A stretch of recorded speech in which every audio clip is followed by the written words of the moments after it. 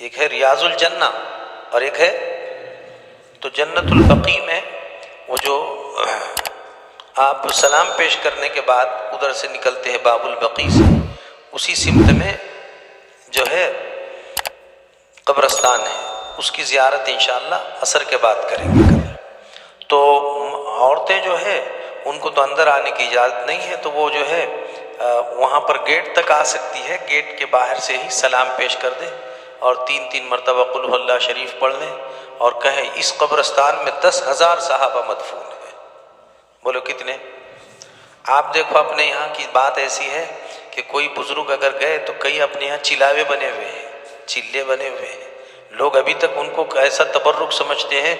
چلاوا بولے تو کوئی بزرگ یہاں سے گزرے 40 دن وہ یہاں بیٹھے تھے بول کے لوگوں نے اسی کو عبادت کی جگہ بنائی ہوئی ہے، وہ خالی بزرگ گزرے تھے۔ تو ایسے کروڑ بزرگ ایک ترازو میں رکھے جائے اور نبی کا ایک صحابی ایک ترازو میں رکھا جائے تو کروڑوں کا مقابلہ، ایک صحابی کا مقابلہ کروڑوں مل کے نہیں کر سکتے ہیں بات کے لوگ، چونکہ کتنے ہی بڑے اولیاء اولیاء اللہ ہیں۔ ہماری عقیدت محبت، جس کو اولیاء اللہ سے محبت نہیں اس کے ایمان میں شک ہے، لیکن کتنے بھی بڑے اولیاء اللہ وہ صحابی کے برابر نہیں ہو سکتے۔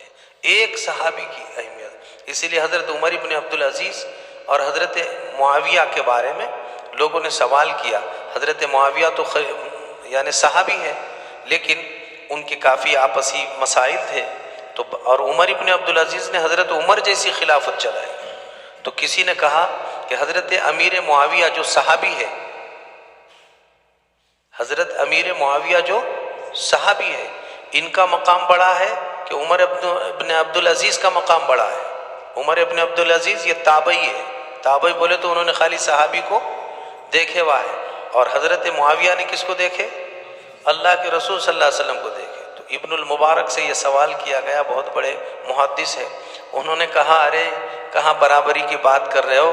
حضرت معاویہ جو گھوڑے پہ بیٹھ کے اللہ کے نبی کے ساتھ جنگ میں شریک ہوئے تھے، ان کے گھوڑے کے ناک میں جو دھول گئی تھی، عمر ابن عبدالعزیز کا مرتبہ اس دھول کے برابر بھی نہیں ہو سکتا۔ صحابی ہے۔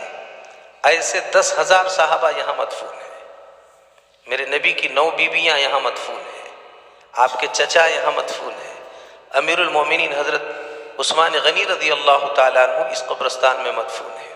جب جائیں تو سب وہاں پر سلام پیش کریں، 3 مرتبہ قل هو اللہ شریف پڑھیں اور پڑھ کر کہیں کہ اللہ تعالیٰ اس کا اجر و ثواب ان کو مرحمت فرما دیجئے۔ اس کو بخشنا بولتے ہیں۔